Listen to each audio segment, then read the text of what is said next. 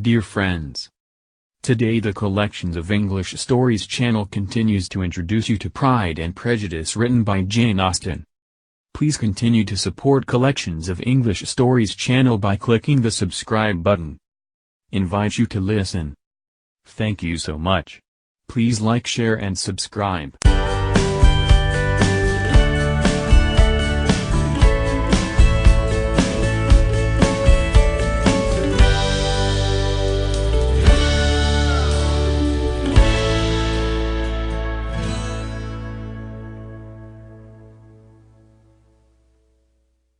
Chapter 1.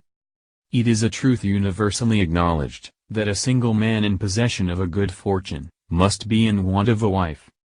However little known the feelings or views of such a man may be on his first entering a neighborhood, this truth is so well fixed in the minds of the surrounding families, that he is considered the rightful property of someone or other of their daughters. "My dear Mr. Bennet," said his lady to him one day, "have you heard that Netherfield Park is let at last?" Mr. Bennet replied that he had not.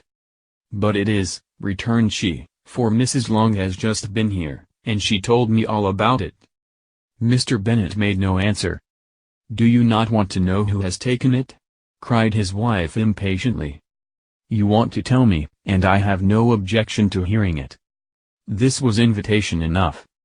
"Why, my dear, you must know. Mrs. Long says that Netherfield is taken by a young man of large fortune from the north of England, that he came down on Monday in a chaise and four to see the place, and was so much delighted with it, that he agreed with Mr. Morris immediately, that he is to take possession before Michaelmas, and some of his servants are to be in the house by the end of next week."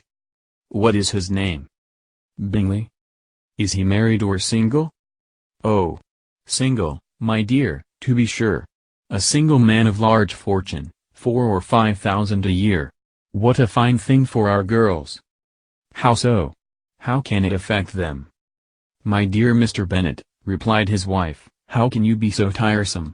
You must know that I am thinking of his marrying one of them." "Is that his design in settling here?" "Design? Nonsense, how can you talk so? But it is very likely that he may fall in love with one of them, and therefore you must visit him as soon as he comes." "I see no occasion for that. You and the girls may go, or you may send them by themselves, which perhaps will be still better, for as you are as handsome as any of them, Mr. Bingley may like you the best of the party." "My dear, you flatter me. I certainly have had my share of beauty, but I do not pretend to be anything extraordinary now. When a woman has 5 grown-up daughters, she ought to give over thinking of her own beauty. In such cases, a woman has not often much beauty to think of. But, my dear, you must indeed go and see Mr. Bingley when he comes into the neighborhood. It is more than I engaged for, I assure you. But consider your daughters. Only think what an establishment it would be for one of them. Sir William and Lady Lucas are determined to go, merely on that account, for in general, you know, they visit no newcomers. Indeed you must go, for it will be impossible for us to visit him if you do not. You are over-scrupulous, surely. I dare say Mr. Bingley will be very glad to see you, and I will send a few lines by you to assure him of my hearty consent to his marrying whichever he chooses of the girls, though I must throw in a good word for my little Lizzie. I desire you will do no such thing. Lizzie is not a bit better than the others, and I am sure she is not half so handsome as Jane, nor half so good-humored as Lydia. But you are always giving her the preference." "They have none of them much to recommend them," replied he. "They are all silly and ignorant like other girls, but Lizzie has something more of quickness than her sisters." "Mr. Bennet, how can you abuse your own children in such a way? You take delight in vexing me. You have no compassion for my poor nurse." "You mistake me, my dear. I have a high respect for your nurse. They are my old friends. I have heard you mention them with consideration these last 20 years at least. Ah, you do not know what I suffer. But I hope you will get over it, and live to see many young men of 4,000 a year come into the neighborhood.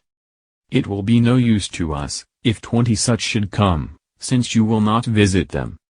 Depend upon it, my dear, that when there are 20, I will visit them all." Mr. Bennet was so odd, a mixture of quick parts, sarcastic humor, reserve, and caprice, that the experience of 23 years had been insufficient to make his wife understand his character. Her mind was less difficult to develop. She was a woman of mean understanding, little information, and uncertain temper. When she was discontented, she fancied herself nervous. The business of her life was to get her daughters married, its solace was visiting and news.